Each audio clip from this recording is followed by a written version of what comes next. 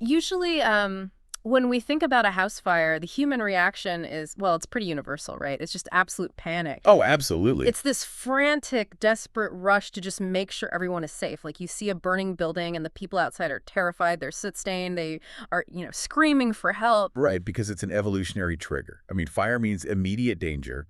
We react almost entirely on instinct, prioritizing survival and the rescue of anyone who might be trapped inside. Exactly. But then, and this is where it gets so weird, you look at a very specific afternoon in New Orleans, April 10th, 1834. Yeah. A massive, just beautiful 3-story Creole mansion is actively burning. Thick black smoke is pouring out of the windows. And the owner of the house, she is standing out on the street. Her name is Madame Delphine Lalaurie. And she is dressed in, like, pristine silk. Not a hair out of place. Right. Her hair is perfect. She is completely serene, totally unbothered. And when the frantic neighbors rush up to her, coughing on the smoke, and they ask, "Madam, your slaves, are they out?" She just looks at them. Wow. Yeah. She remains entirely silent. I mean, it is such a chilling image, and it's really the gateway into our topic today. Yeah. So, welcome to this deep dive. You, our listener, have sent us this fascinating, incredibly detailed, and just deeply unsettling batch of source material from the channel Mansion Mysteries, which is titled The Dark Truth Behind New Orleans' Most Haunted House. And I think our mission for this deep dive really needs to be defined right up front. Because we aren't here to just, tell a spooky ghost story. Right. We are going to dissect the anatomy of an atrocity. We will explore the horrific events uncovered on that April day in 1834 at 1140 Royal Street. But I think more importantly, we really want to unpack the architecture. Both physical and societal. Exactly. The physical architecture of the house and the societal architecture of the city that literally allowed a monster to operate in plain sight. Okay, let's unpack this. But before we dive into the timeline, we do need to set the tone. Yeah, definitely. The historical accounts you provided us, they contain highly disturbing, documented violence, extreme torture, and of course, the systemic brutality of slavery. It is incredibly heavy material. It really is. And our approach here is to confront this history objectively. We are focusing on why it happened, the mechanisms of control that were in place, and how the society reacted to it. Instead of just, lingering on the shock value. Right. Because understanding the systemic failures that allowed this to occur is really the only way to truly process the reality of the Lalaurie mansion. Absolutely. So let's go back to that inciting incident, April 10th, 1834. I think we need to paint the picture of what a fire actually meant in 1830s New Orleans, because this wasn't, a modern scenario where you just call an emergency number and a fire truck shows up in 5 minutes. Oh, not at all. In the early 19th century, fire was an absolute terror, especially in a densely packed, largely wooden city like New Orleans. Yeah, it was a nightmare. There were no municipal fire departments. They only had volunteer bucket brigades. There were no fire hydrants. I mean, water had to be carried by hand from wells or directly from the river. So a fire in one house threatened to consume the entire block. And given the wind coming off the Mississippi River, perhaps large sections of the whole city. Right. So when smoke starts billowing from the Lalaurie kitchen house, which, just for context, was a separate structure located in the central courtyard, the whole neighborhood just drops what they're doing and they rush the property. Panic mode. Total panic. They are shouting, they're banging on doors. They actually break down the front door and rush into these smoke-filled but super elegant rooms. And they find that the family and the immediate household staff are already evacuated. But there is just no sign of the rest of the enslaved workforce. Right, and the crowd knows there are other people who live and work in that house. Yeah. I mean, it was common knowledge among the elite that enslaved people were sometimes quartered in attics or outbuildings. So what do? Well, a group of men, just neighbors and volunteers, they start navigating the house. They go past the formal parlors, past the imported crystal chandeliers, and they find this narrow, kind of hidden back staircase. I was reading this part of the material and I immediately thought of an analogy. Oh, yeah. Yeah, the house operates exactly like a theater. The downstairs, the elegant parlors, the imported French furniture, the music room. That's the stage. It's beautifully lit. It's meticulously curated. It's where the whole performance of high society happens. I like that comparison. But this narrow back staircase leading up to the third floor, that's the backstage. It really is. And the architecture of the house at 1140 Royal Street was entirely intentional in that regard. How so? Well, wealthy Creole homes were designed for strict separation. visibility for the elite and total invisibility for the enslaved. The public world was, highly refined, and the hidden world was designed to be deliberately unseen. So these back staircases allowed servants to move between floors without ever interrupting the grand performance happening in the dining room. Man, so these men, they climb this hidden backstage staircase, and they reach the attic door at the very end of it. And it's not just closed, it is heavily locked. Yeah, barred and chained. Literally barred and chained shut. They have to physically rip the chains from the wood and force this heavy door open. And we will definitely explore the unimaginable reality they found inside that room. But there's a massive twist to how this fire even started that we really need to address first. Oh, right. The cause of the fire. Exactly. Because the fire in the kitchen house wasn't an overturned lantern or like a stray spark from the hearth. It was deliberately set. This detail honestly stopped me in my tracks. The fire was set by a 70-year-old enslaved woman who worked as the cook. Yeah. And we have to look at the context of her daily life to really understand the sheer magnitude of that decision. According to later testimony, she was chained to the stove in that separate kitchen house. Just chained there. Not just at night, but constantly. She was shackled there as a form of permanent punishment to prevent escape and to ensure she literally couldn't leave her station. And she confessed to the rescuers that she started the fire intentionally. She told them she preferred to burn to death and continue living under Madame Lalaurie, and she specifically said she knew she was slated to be taken up to the attic the very next day. The psychological weight of her decision is just staggering. I mean, think about the desperation required to choose burning alive, which is one of the most agonizing deaths biologically possible, over remaining in that environment. It's hard to even fathom.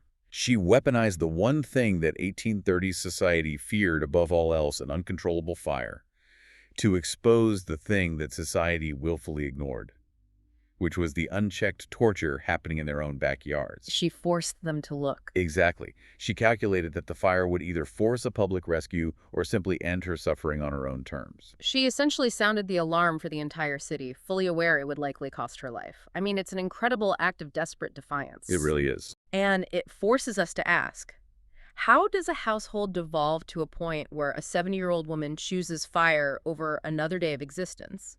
To understand the horrors of the backstage, we really have to look at the director of the play. We need to examine Madame Delphine Lalaurie. Because you don't just wake up one day and construct a torture chamber in your attic. It requires a long, sustained process of accumulating unchecked authority. So we really need to examine her consolidation of power over time. Okay, let's look at her background. She was born Marie Delphine McCarty in 1787. And she was born into immense privilege. Massive privilege. Yeah. Her family was one of the most prominent politically connected Creole families in colonial New Orleans. Her father was actually a knight. Wait, a knight? Yeah, a title granted by the King of Spain because Louisiana was under Spanish rule at the time. Oh, right. That makes sense. So she had basically every societal advantage available to a woman of that era. She was highly educated, fluent in French and Spanish, with a working knowledge of English. And she attended the Ursuline convent, right? Yes.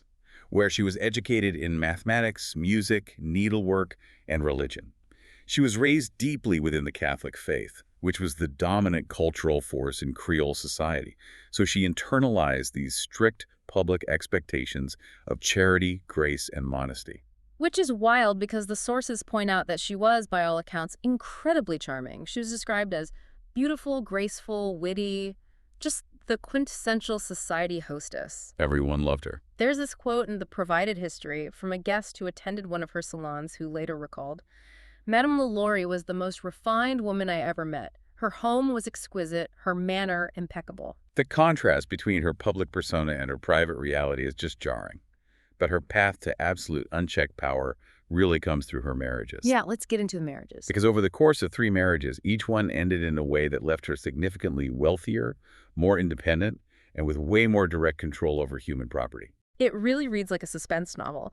So marriage number 1 happens in 1805. She is 18 years old. She marries Don Ramon de Lopez y Angulo, who is a high-ranking Spanish nobleman and royal officer. A very strategic, powerful alliance between 2 prominent families. Exactly. But just 3 years later, in 1808, they travel to Spain, and he dies mysteriously in Havana along the way. The official cause is totally unrecorded. Right. Some historians suggest he died of a sudden illness, which, was incredibly common then. But there were persistent whispers within high society, rumors of foul play. I bet. However, no investigation was ever launched and no evidence was ever produced. So she returns to New Orleans as a wealthy widow at 21. And in that era, remarriage for a young widow of her standing is highly expected. So marriage number 2 happens that exact same year, 1808.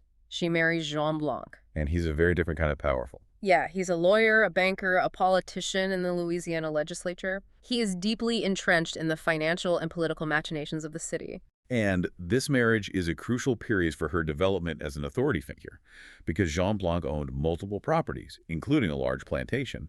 And during this marriage, Delphine began managing the day-to-day operations involving dozens of enslaved people. She's learning the ropes. Exactly. She learned the logistics of authority, the delegation of work, and crucially, the implementation of discipline. Then, in 1816, Jean Blanc dies. And again, the official cause is entirely unclear. Shocking. Right. He was involved in some highly questionable political schemes, including, plots to invade Spanish territories, so his death could have been related to his political enemies, or it could have just been natural causes. But the outcome for Delphine remains consistent. She is widowed again, now at 29, with 5 children, and she inherits everything. She possesses immense wealth, vast control of her properties and enslaved people, and she operates without a husband's legal or financial oversight for nearly a decade. Until marriage number 3 in 1825. She is 38 years old, and she marries Dr. Leonard Louis Lalaurie. And the dynamic here shifts dramatically. Very dramatically. He's 15 years younger than her, he's 23, and his medical credentials are highly suspicious. Yeah, medical licensing in 1825 Louisiana was practically non-existent. So he might have been a genuine physician who apprenticed in France, or he might have been a complete charlatan adopting the title just to gain entry into elite social circles. The ultimate gold digger. Basically. Historians agree that he was handsome, charming, and relatively poor, while she possessed vast wealth and established status. It was a deeply transactional marriage where she held all the leverage. Okay, I have to jump in here and play devil's advocate, or at least ask the question that I know you, the listener, are probably shouting at your device right now. 3 husbands, 2 dead under mysterious circumstances, leaving her richer each time, and we'll see the third one essentially becomes her subordinate. I know where you're going with this. Are we looking at Delphine Lalaurie as a serial killer of husbands? Was she poisoning their wine? Or is this just the reality of living in a disease-ridden swamp in the 1800s? Because the text mentions yellow fever, cholera, and malaria were completely rampant. The Black Widow theory is incredibly tempting. It fits the narrative of a mastermind villain so perfectly. But we really have to look at the epidemiological reality of 19th century New Orleans. Right. It wasn't exactly sanitary. The city was literally surrounded by standing water. Yellow fever epidemics swept through regularly, sometimes wiping out 10% of the population in a single summer. People died agonizingly and suddenly all the time. I mean, a healthy man could contract cholera in the morning and be dead by midnight. Wow. Okay, so it was just a death trap in general. Yeah. Suspicious coincidence isn't empirical evidence of murder. But regardless of whether she slipped them arsenic or they just drank bad water, the financial and social outcome is identical. She kept leveling up her autonomy. That's the key. By her third marriage, because she had inherited wealth from her elite family and consolidated the estates of her previous husbands, she was one of the wealthiest, most fiercely independent women in New Orleans. In a patriarchal society where women were legally and socially expected to answer to men, she answered to absolutely no one. She was the boss. She held the purse strings in her marriage to Dr. Lalaurie. She dictated the terms of her household with absolute, unchecked authority. Which forces us into a really uncomfortable sociological realization. Delphine didn't just operate in a vacuum. A monster needs an ecosystem to survive. Yes, exactly. She needed a society that would implicitly permit her to wield this terrifying power behind closed doors. And to understand how she got away with it for so long, we really have to examine the societal framework of 1830s New Orleans. The demographics alone tell a stark story. The city had a population of about 32,000 residents. Okay. Over 16,000 of them, fully half the population were enslaved people. So slavery wasn't just an unfortunate byproduct of the economy. It was the absolute foundation of it. The massive wealth generated from cotton and sugar flowing down the Mississippi River, the grand mansions, the imported finery, all of it was built entirely on the legal classification of human beings as property. And the legal framework governing this brutal system was the Code Noir, or the Black Code. It was originally a French legal document, later adapted by the Spanish, and heavily modified by the Americans after the Louisiana Purchase. What did it actually say? Well, on paper, the Code Noir contained provisions that theoretically protected enslaved people from the most extreme, life-threatening abuses. Owners were supposed to provide adequate food, allow for Catholic baptism, and were explicitly forbidden from arbitrary torture or murder. Right, on paper. But the historical record makes the reality agonizingly clear. Those protections were an absolute illusion because the enforcement mechanism was entirely based on self-policing. Right. The wealthy elite just policed themselves. And privacy was viewed as a sacred, unassailable right among the Creole aristocracy. What happened behind the thick brick walls and ornate iron balconies of a private courtyard was considered nobody's business but the property owners. Just look the other way. Exactly. Interfering in another prominent household's domestic affairs or questioning how they discipline their property was seen as a massive social taboo. The authorities wouldn't intervene without overwhelming public pressure from the elite themselves. But it wasn't as if her cruelty was a complete, impenetrable secret. There were open whispers circulating constantly. Oh, people knew. Yeah, enslaved people communicated with each other at the markets, at Congress Square, and that information flowed through the grapevine right back to other white households. People noticed a chilling pattern. Healthy, valuable enslaved people went into the Lalaurie house and were never seen again. And her excuse. The official line from Delphine was always that they were, quote, sold or transferred to a rural plantation. But there were never any public bills of sale. No paper trail existed for these missing people. And those whispers escalated into undeniable reality, with the most damning documented incident that occurred the year before the fire. The tragic events of 1833. The girl on the roof. Yeah.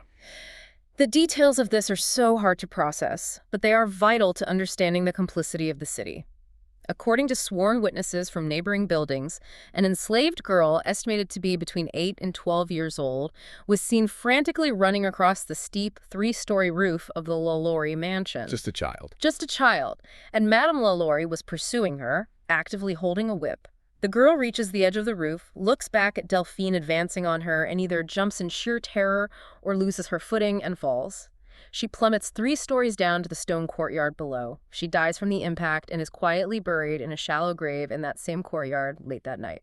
And because this horrific event happened in broad daylight, elevated above the courtyard walls, and in full view of multiple neighbors, it couldn't just be swept under the rug. The social taboo of interference was temporarily breached, and an official investigation was actually opened by the authorities. Which was incredibly rare. Almost unheard of. So an investigation is opened into a wealthy woman who chased a child off a roof to her death. And what's the penalty? A local judge issues a $300 fine. Unbelievable. It's the equivalent of a minor administrative fee for a woman of her immense wealth. The law also technically required that she forfeit 9 of the enslaved people currently in her household. Yeah. They were mandated to be forcibly sold at a public auction to remove them from her custody. But the way she circumvents this punishment is just a masterclass in the corruption of the system. Right, the paper shuffle. Yes. The historical records describe a blatant paper shuffle. When the 9 enslaved people were brought to the public auction block, Delphine's own relatives stepped up as straw buyers. They placed the winning bids, legally took ownership on paper, and then immediately turned around and sold them right back to Delphine in a private transaction. That is sickening. The entire process was legally compliant according to the letter of the law, but entirely fraudulent in practice. I have to pause here because I am genuinely struggling to wrap my head around this. How on earth do the neighbors, the so-called elite refined society of New Orleans, who physically watched a child plunge to her death, who heard the rumors, who likely heard screams coming from the house at night, how did they just accept a $300 fine, watch a blatant legal loophole get exploited in broad daylight, and then just go back to drinking imported wine in her parlor the very next week? It is deeply baffling to a modern sensibility, for sure. But we really have to dissect the psychology of systemic complicity here. Investigating a peer, truly holding them accountable for extreme violence against enslaved people, meant acknowledging the deep rot within their own social circles. And their own economic system. Exactly. Because if they admit she's a monster and she is one of their most prominent members, what does that make them? Precisely. The concept of respectability as armor is crucial here. Delphine Lalaurie was a McCarty, She was from a founding family. She donated generously to the correct Catholic charities. She hosted the most sought-after social events. She checked all the boxes. She did. So for the elite to admit that a woman they dined with, prayed beside, and conducted business with was capable of such unrestrained atrocity, it would threaten the polite fiction that justified their entire society. The system of slavery relied on the myth of the benevolent master to morally justify itself. And Delphine shattered that myth. Completely. Yeah. So it was psychologically and socially easier to look away, to cast doubt on the witnesses, or to blame the victims for supposedly needing discipline, rather than dismantle the social order they all directly benefited from. So the system wasn't malfunctioning when it let her off with a fine. It was operating exactly as it was designed to, prioritizing the property rights and the reputations of the elite at all costs while maintaining the illusion of order. The silence of the polite society wasn't an oversight. It was a choice. A repeated, daily, active choice to prioritize social comfort and economic stability over human life. But polite society couldn't ignore a massive fire. On April 10, 1834, the flames forced the physical doors open and forced the city's skies open, which takes us right back to those volunteer firemen and neighbors standing on the third floor, ripping the chains off the attic door. Yeah. And when that heavy wooden door finally swung open, the sensory assault on those men was immediate and overwhelming. The historical accounts describe absolute darkness, smoke seeping up through the floorboards from the fire below, and a thick, unmistakable stench. It was the smell of advanced rot, severe infection, accumulated human waste, and sheer terror. The scene inside the attic honestly defies any rational comprehension. We have to confront the documented atrocities they found among the 7 living victims inside that room, and the source material provides specific, agonizing details based on the historical accounts, the sworn testimony of the rescue party, and the medical reports from the doctors who eventually examined the survivors. We must share these details, not to indulge in sensationalism, but because the historical truth of what these individuals endured demands to be witnessed. Right. The victims were found in conditions that seasoned veterans in the rescue party men who had literally fought in the Battle of New Orleans said exceeded the worst carnage they had ever seen on any battlefield. They found a woman, estimated to be between 30 and 40 years old, secured to the wall by heavy iron collars around her wrists. She had been suspended there for such an extended period that her arms were permanently extended above her head, and both of her shoulders were entirely dislocated from the sockets. Just horrific. Her body was just hanging limply from her wrists, covered in deep overlapping scars from repeated, methodical beatings. In another corner, they found a man confined inside a crude wooden cage that was roughly 4 feet by 3 feet by 4 feet. It was impossible for him to stand, to stretch, or to move in any meaningful way. A cage. And the medical examination revealed that his legs showed evidence of deliberate, systematic fractures. His bones had been broken, allowed to heal incorrectly at grotesque angles, and then intentionally broken again. There was a person huddled in the room whose gender was initially impossible to determine because their face had been mutilated. Their mouth had been sewn nearly shut with thick, coarse thread, leaving only a tiny, agonizing opening for them to be forcibly fed through a metal funnel. God. They were in a state of severe starvation. The records state that when doctors later carefully cut the thread to open their mouth, the person let out one long scream and then fell completely silent, unresponsive for days. Another woman had her hands bound tightly to her sides with thick leather straps. The horrific reality was that she had been bound in that exact position for so long, and the wounds from the leather had become so infected that her skin had actually grown over the restraints. That is just... Her own flesh had grafted around the leather bands, meaning that removing the bindings wasn't just a matter of unbuckling them. It required surgical excision by the doctors. And the surgical aspect of this is where the narrative shifts from extreme brutality into something even more twisted. Because there was a clear, undeniable medical connection to the torture. The rescuers found a man with a hole manually drilled into his skull. Trepanation. Exactly, a crude procedure known as trepanation. And there was no medical necessity for this. The wound was left open, deeply infected, with brain matter visibly exposed. This specific medical abuse is heavily underscored by the wider environment of the attic. Alongside the iron chains, the spiked collars, and the wooden cages, there was a specialized surgical table equipped with heavy leather restraints. Scattered around were medical instruments. Like scalpels and bone saws. Yes, scalpels, bone saws, long needles, some of which appeared to have been custom forged for inflicting pain rather than for any known healing practice. But I think the most chilling piece of physical evidence found in that room was a clinical notebook. It was handwritten in French. It contained highly detailed descriptions of procedures, detached observations, anatomical sketches, and meticulous notes tracking human pain thresholds. So clinical. It read like a grotesque laboratory log, documenting how long a human body could survive various extreme injuries, blood loss, and amputations. And the handwriting in that notebook was later definitively confirmed to be Madame Delphine Lalaurie's. Yeah. So I am trying to piece this together. If there are specialized surgical tables, scalpels, and holes being drilled into skulls, Dr. Louis Lalaurie was an actual, or at least claimed to be an actual doctor. Was he the mastermind behind the medical aspects of this chamber? Was Delphine simply the wealthy enabler who funded his deranged experiments? Or was she fully directing this? That is a huge question, and the historical records are divided on Dr. Lalaurie's exact level of involvement. Historians generally debate three distinct possibilities regarding his role in the attic. Well, the first possibility has to be that he was an active, willing participant, right? Yes, the theory of full complicity. This posits that Dr. Lalaurie provided the anatomical knowledge, sourced the surgical tools, and perhaps justified the horrific acts to himself under the guise of, quote, medical research. Right. We have to contextualize this with the reality that early 19th century medicine was already incredibly brutal by modern standards. Surgeries were performed without anesthesia, bloodletting was a standard cure, and physicians often experimented on the marginalized.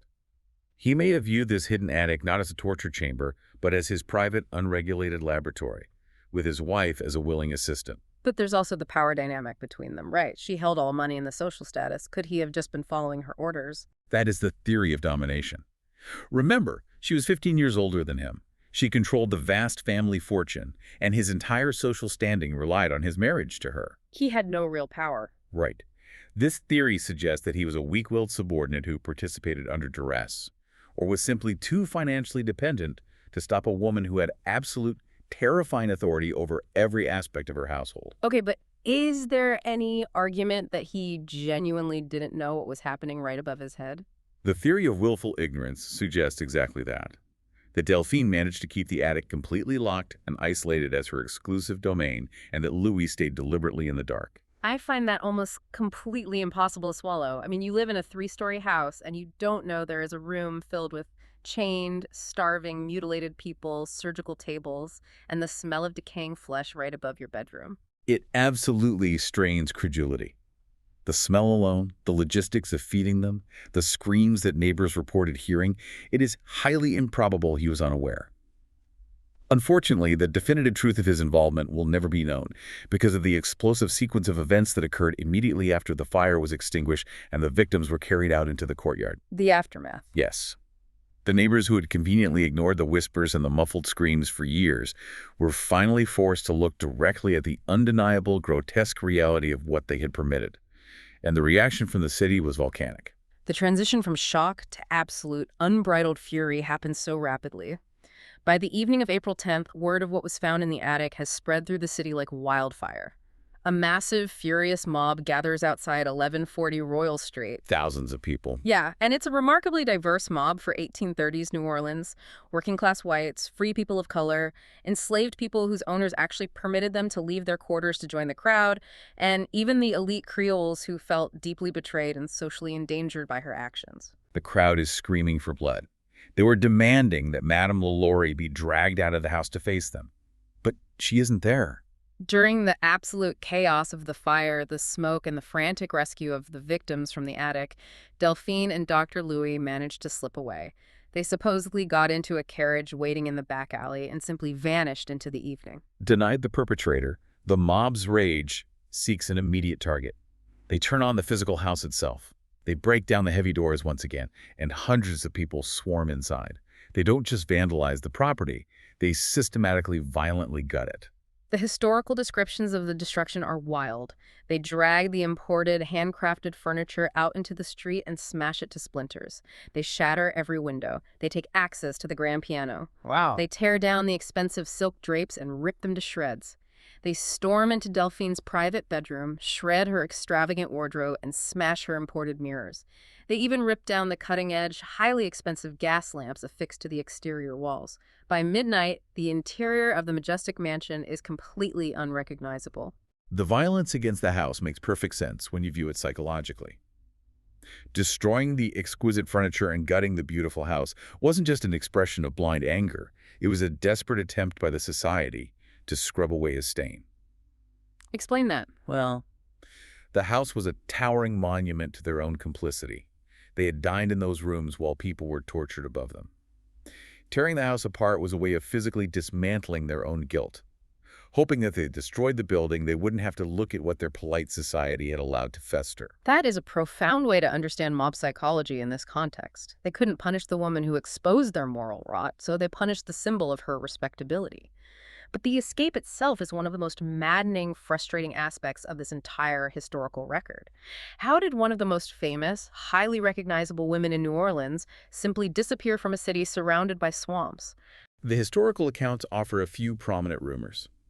The most widely accepted version is that they drove their carriage straight through the chaos to the docks, sought out a ship captain preparing to depart, paid him an exorbitant sum of gold to ignore their identities, and set sail for France that very evening. Just bought their way out. Yeah. Before the local authorities even realized they had successfully fled the property, they were already navigating the Gulf of Mexico. Are there other theories? Another persistent rumor suggests they laid low at a sympathetic relative's rural plantation outside the city, perhaps utilizing the very networks that help with the paper shuffle.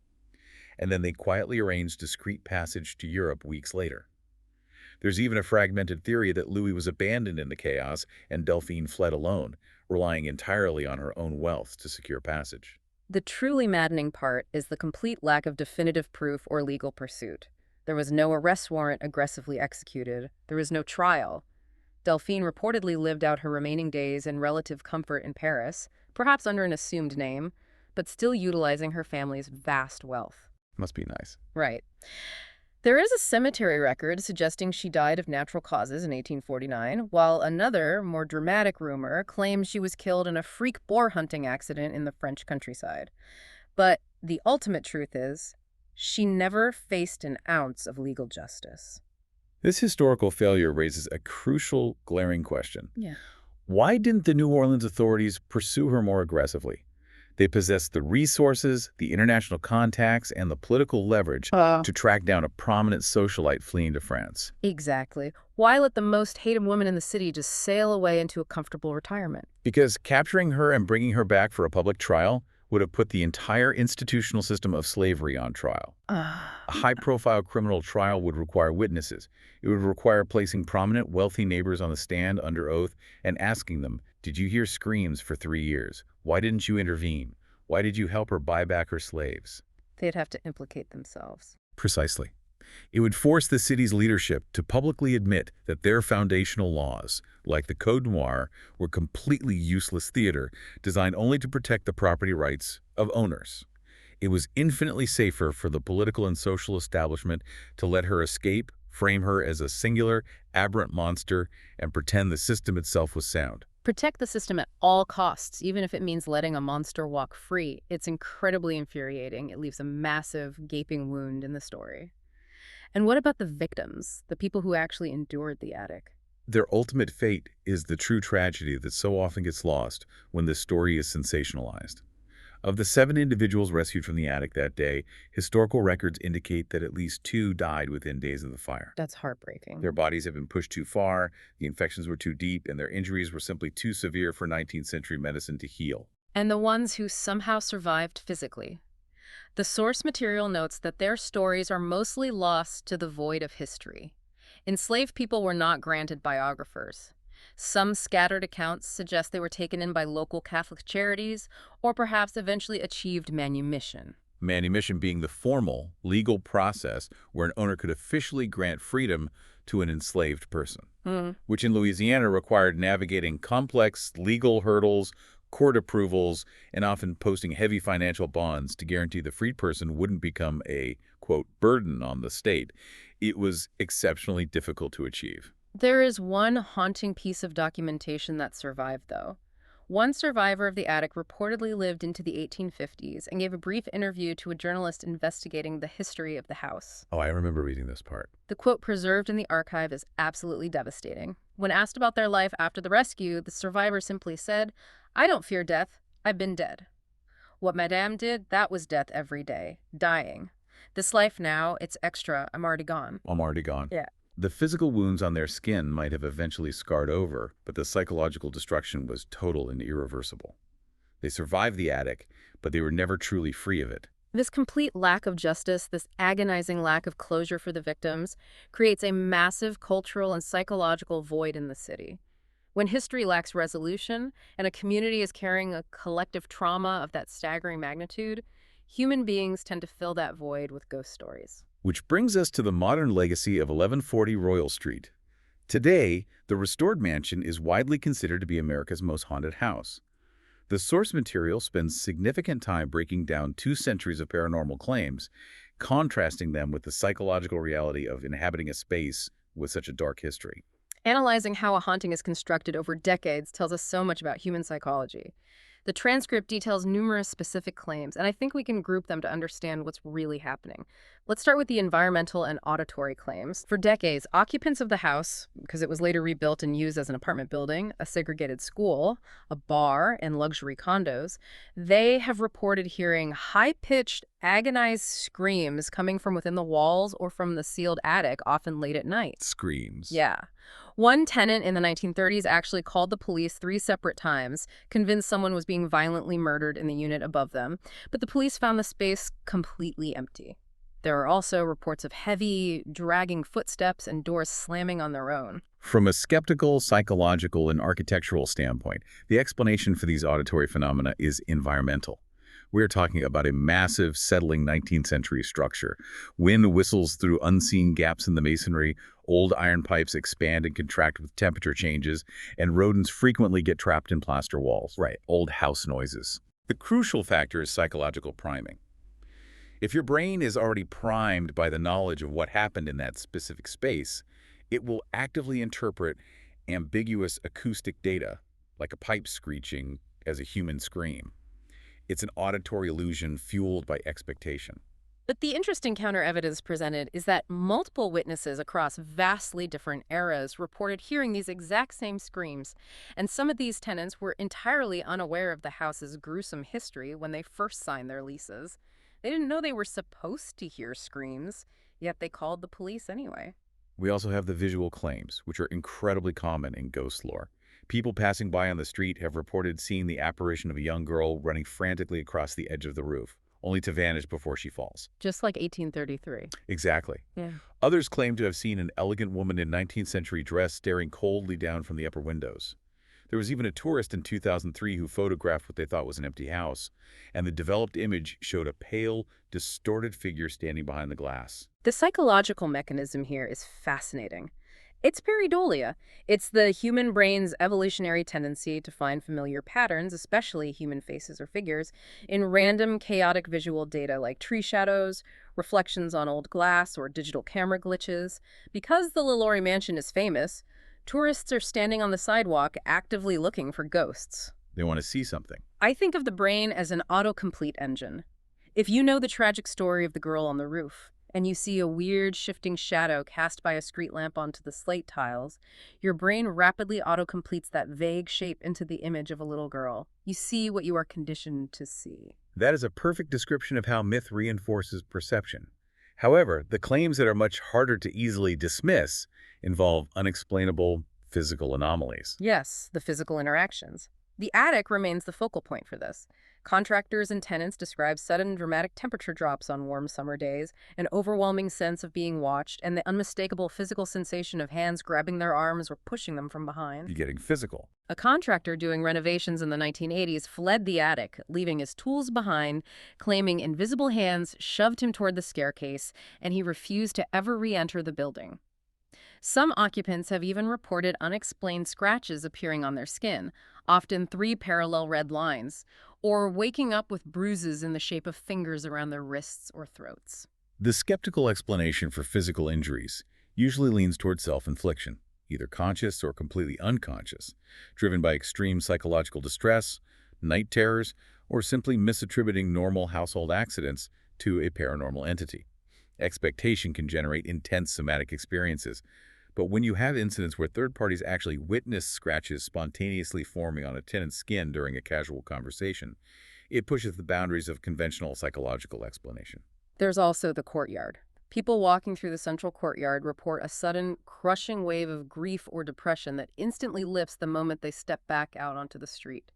They also report the phantom smell of decay and the rhythmic, metallic sound of a shovel digging into hard dirt late at night. The psychological explanation is obvious.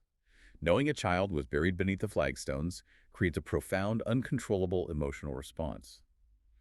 Phantom smells can be attributed to the city's aging plumbing, and rhythmic sounds can be urban noise echoing in an enclosed courtyard. But the sheer consistency of the emotional drop-off reported by hundreds of people over a century is striking. Look, whether you personally believe in earthbound spirits or not, the autocomplete engine of the brain is working overtime in a place like this. If you are standing on the exact floorboards where human beings were subjected to unimaginable torment, your mind is desperate to make sense of the heavy, oppressive energy of the space. It will turn a drafty window into a ghost's breath to rationalize the unease. Regardless of whether the paranormal phenomena are literal, interactive spirits or powerful psychological projections born from historical knowledge, the sheer volume of these reports over 200 years proves something vital. It shows how deeply this specific trauma has scarred the collective psyche of New Orleans. The haunting is a cultural manifestation of the city's inability to process, reconcile, or make amends for the atrocity it allowed to happen. This leads us into how we interact with this story today and the very uncomfortable, complex reality of dark tourism. Because when history is this horrific and the justice system completely fails, myth-making inevitably takes over the narrative. The historical reality is terrifying enough. Documented evidence suggests there were between 7 to 15 victims in that attic over a 3-year period. But modern ghost tour legends, repeated loudly on the street every night, often inflate the numbers, claiming there were over 100 bodies found buried in secret underground chambers that don't architecturally exist. Why do we do that? Why do we feel the psychological need to exaggerate something that is already objectively monstrous? Part of it is normal story drift. The telephone game played over 2 centuries. But it's also heavily driven by commerce. New Orleans heavily markets its haunted history. The more dramatic the numbers, the more secret the chambers, the better the story sells to a crowd on a walking tour. But beneath the commerce, there is another fascinating, deeply problematic layer to the myth-making: the gender question. I'm so glad we're touching on this. The popular narrative constantly treats Madame Lalaurie as a unique, incomprehensible monster, specifically because she was a wealthy woman. The framing of the ghost tours is always, how could a refined, beautiful mother do something so barbaric? Focusing so heavily on her gender actually obscures the broader, much uglier historical truth. The implicit bias in that framing is the assumption that white women are naturally gentle, maternal, and passive, making her violence an inexplicable aberration. But the system of slavery empowered cruelty entirely regardless of gender. Male plantation owners inflicted horrific, documented violence